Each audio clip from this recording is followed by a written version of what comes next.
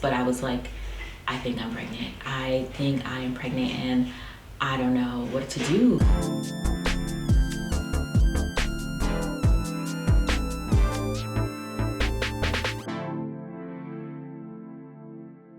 Hi, thanks for coming back. My name is Jay Amber, and today is Soulful Sunday, the one day of the week that I take the opportunity to rest, reflect, and connect over bite-sized lessons that I think that God has first put on my heart to learn and explore, and now to share with others. And so, welcome back. It's been quite a couple weeks.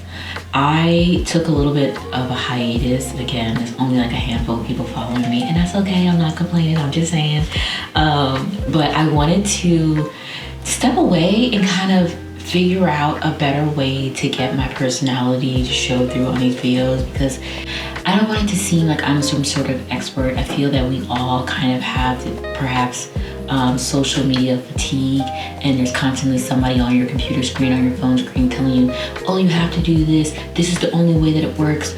I wanted to make it feel like more of a conversation, and I wanted you all to know confidently that these are things that I feel like I have learned in my own life and through my own experiences, but I'm very much open to still learning and still growing on these topics and hearing what you all have to say in relation to these topics. So that is where I'm going to be gearing all of these kind of little tidbits to going forward.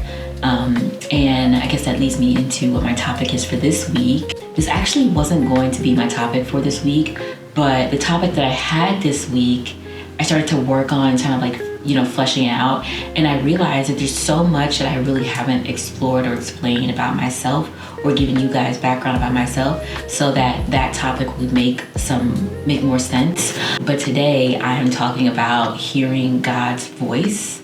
And maybe I've mentioned it a bit here or there in the other videos that I've done, but I didn't quite get into my relationship with God. I would classify myself as a skeptic, really. I grew up in the church. I literally, from day numero uno, my family has been going to church every Sunday, going to not only just like one service, but multiple services. My mother, any church that she's been a part of, she's served in. And so by extension, we have been like a part of like the service part of church. And I hated it, y'all. I hated it bad. So much so that even as an adult, like, I love God. I think my relationship with God is super strong, but I just don't care to be in church. And don't get me wrong, as an adult, pre-COVID, I used to go to church on my own. There is something about being in the building. There is something about experiencing that in person. I don't remember what the verse is, but whatever it is, it's when two or more are gathered in his name, like the Holy Spirit kind of shows up. And that is to be seen. I've had plenty of experience in church as an adult, like, after having given my life to God and said, yeah, I'm glad I came to church today, right? And I'm sure there will probably be more instances in the future that I end up going to church, but as it stands right now, I've had my fill. Mama needs a little bit of a break, and I'm trying to regroup and kind of figure out how I would like to show how God is showing up in my life. I'm not sure if I said that right, but whatever. I would say growing up, I've always felt a sense of protection and safety, even in the most like reckless of situations that I had put myself into. I never felt that I had to worry about anything too much. Like even like, when things were kind of rough or bad, or like I didn't know how things were gonna turn out, I felt safe. And I attribute that now to kind of just being, I guess, under God's covering. Like we all are covered, right? And I believe that, but I felt that and knew that. And so I didn't look for God anywhere else, really. I just like, I'm good.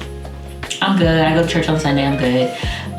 But no real relationship with God. So fast forward to the summer before I became pregnant with my daughter, or that summer that I became pregnant with my daughter. My life up until that point was more or less pretty calm, keel, no huge variations in my day-to-day. When I say calm, I mean relative. It was consistent. Let's say that it was consistent. There was a lot of crazy things happening in my life and upbringing in my household, but I was used to those things, and it didn't like change who I was as a person, or did, but like it didn't change my day-to-day. However, that particular summer 2012, I don't know, it just seemed like all hell was breaking loose. Like everything was falling apart all at the same time. And I had never experienced something like that. So this job that I really liked, they were trying to fire me. My ex broke up with me. My mother and I were arguing all the time because I decided to move to Georgia because I wanted to go down to school and party, and she perceived that I had moved to Georgia, or was moving to Georgia to be close to my dad, and I was picking him over her, which obviously was not the case because my dad was, although he lived in Georgia, he didn't really live in Georgia. He still lives in Georgia and still doesn't really live in Georgia. And so it was just a very silly like ideology that she had kind of just stuck in her mind that that's what was happening and whatever. And I was enemy number one at that point. So she and I fighting, arguing all the time, like cats and dogs, and it was just unbearable. Like I was like, I can't wait to leave. I can't wait to get out of here. I'm never coming back, ever. Spoiler, I came back because I'm in New York, right? Anyway, in the midst of all that like chaos that was going on, I was 99% sure that I was pregnant, right? I had no real idea. I hadn't taken a test, but I was like, I think I'm pregnant. I think I'm pregnant, and I don't know what to do, because everywhere that I would have turned for like answers or like wise counsel or whatever, those places were no longer there. And I was just like, okay, I guess I'm going to go to church because that's my baseline. That's how I was raised. I didn't really feel anything for the church, but I knew that people found answers in the church, and I've been going there all my life. I figured, there's got to be an answer there for me, right? Why not? So that's what I did that day, or I planned to do, right? I got up, got dressed, none of my clothes are fitting. I'm kind of like embarrassed, like, I wasn't like showing or anything like that, but my clothes were being super weird. And so I put on, in July, a sweater and leggings and like something else. My mother was like, you're not coming to church when you're looking like that. Like, and her argument wasn't that I was too, like, it looked odd. It was that it was too revealing. I was wearing a thick sweater in July, and she was like, it's too revealing. You can't come to church with me, blah, blah, blah, yada, yada, yada. And I was like, okay, fine. And I kind of was like, whatever, I'm not going. But I went and I sat in my room after she left, and kind of one of those like Cinderella moments where Cinderella's stepmother goes off and leaves her, and then like I just felt this like coaxing in my spirit, and I didn't know what it was then, but something was like, no, you need to go to church. You need to be in that church today. And so I did. I got up and went to church, and it was like every obstacle that I perceived to be in my way that day to keep me from going to church just sort of dissipated the moment I decided that I was gonna go. And not only that, doors started to open up, ways started to open up for me to get to church. So at that point I was, riding to church with my mom, and I had never really taken any other transportation there because I wasn't going there by myself. But I ended up like finding the church bus on Jamaica Avenue, getting there just in time, and riding to church and getting there before she did, actually. However, I didn't want her to see me at church, because if she had seen me, she would have been upset, and like she would have like probably started an argument with me there at church and made it a very miserable experience. So I went and sat completely different from where she typically sat, and I'm sitting there after knowing that I felt God had called me, or my spirit felt led to be there. And so I'm like, well, now what? What do I do? I'm here. Like, I didn't say that out loud, but I'm like thinking it in my spirit. I'm like looking around, hoping I might find an answer somewhere. Maybe somebody will say something to me. But I wasn't actually giving off the vibe of like, oh, someone should talk to me. No, I was definitely like kind of hiding in my seat, hiding in my sweater. And whatever. I just sat there. I went through the church, like the regular like motion of the church, because I had been going to church pretty often. At that point, I knew that the pastor was supposed to be doing a continuation message from the week previous.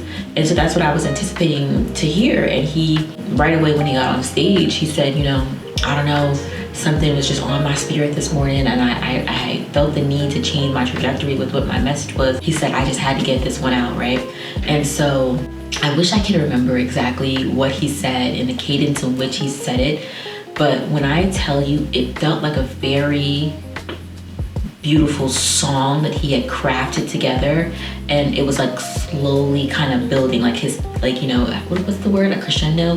He was like kind of just slowly building it up to the point of what his ultimate message had been, which was that every human life has value, right? And I think the title of the message was The Sanctity of Life. He talked about how, like, the creation of life is not by accident. Like, it's a very intentional choice, notwithstanding, like, you know, violent situations.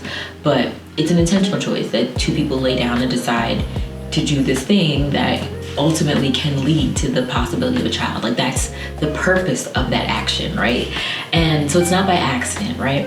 And then he goes on further to say how and I didn't know this leading up to this point, but he said, if my mother at 17 years old in the country of Panama had decided that my life did not have value, I, Pastor A.R. Bernard, would not be standing right in front of you today, head pastor of this mega church, and that has had this insane reach. I would have not been able to touch these people's lives individually and collectively, and just to kind of put everything in perspective. And like I said, I had not taken the test at that point, but I knew that I was pregnant. And if I didn't know before that moment, I knew for sure at that point, because I had gone to church after feeling specifically called to be there, when that's usually the last place I want to be, and knowing that God had made a way to ensure that I got there and that I was able to hear his message without any distractions, including but not limited to my mother. Like, I'm even my mother and I getting into the argument that day seems like a divine intervention, because she would have never any other day told me that I can't go to church because I'm wearing a sweater. Never. Like, if anything, she would have wanted me to put on a sweater. But I digress. And so I sat in that moment amazed. And although it wasn't like, at first it wasn't auditory God speaking to me, I couldn't deny the series of events that happened that day to lead me to understand that God was trying to get some sort of message across to me, right? The church service ended, and like, you know, as we're like praying out, like the pastor's praying, but I'm also like praying to God in that moment. I was like, okay, God, you got my attention. I'm listening. Is there something you'd like to tell me or say to me in this moment? Because I need guidance. I need answers. And clear as day, I wouldn't say auditory, but my spirit, like my soul, felt his words and speaking to me. He said, the first 18 years were yours. The rest are mine. And I was like, I'm like, hello? What? I'm scared. And it definitely sounded very menacing at first. I'm not gonna lie. I'm not gonna be like, oh my God, that wasn't scary. That was terrifying, because it was undeniable and loud. But I guess in some way it also kind of opened my spirit to hearing his voice more. And then kind of almost as quickly as he had said that to me, he followed it up with, I need you to do this. I need you to have this child. And I want you to know that I will provide for you. You will not, from here on out, want for anything. And he has kept his promise to me. He has kept his promise every single time in situations of need or confusion or frustration. God swoops in a way that is supernatural to remind me, I gave you a promise and I meant that. It's been years since that's happened, obviously, and before I used to get super teary-eyed, but I am still moved by that understanding. And I tell you all this story because I felt called today to impress on someone else's heart that the value I get from having a strong channel of communication with God is better than anything else that I've ever experienced in my life, right? I don't have to worry about a lot of things. I don't feel stress or frustration or confusion because God speaks to me. And this is a lesson I've learned over the years because growing up in the church, you have a certain perception of like how and way in which God speaks to you. He said to me years ago that I will speak to you in any way that I know you will listen. If I know that your attention is here, then I'm going to step into that space and speak to you in a way that you know it's me. And then, you come back to me and ask the questions and we can follow up and unpack. And that has been also very true for me. And so I'm making this video because I want to make other videos that are specifically me talking about in the ways in which God has led me through this last season, and little signs and synchronicities and the symbols, and not individually, but in conjunction with other things that I know God has said to me, compiling on top of each other over the years and years and years. But I wanted to impress on you all that build that relationship and channel communication with God, because it's amazing. It's going to make a huge difference in your life, and I love it. I lead my life by it, and it's just provided me so much value. But yeah, all right guys, thank you so much for coming back. I hope you all enjoy this video. Please keep coming back for the next few videos, because they're going to build on that little tidbit I had there. But I just wanted to kind of give you my, testimony, if you will.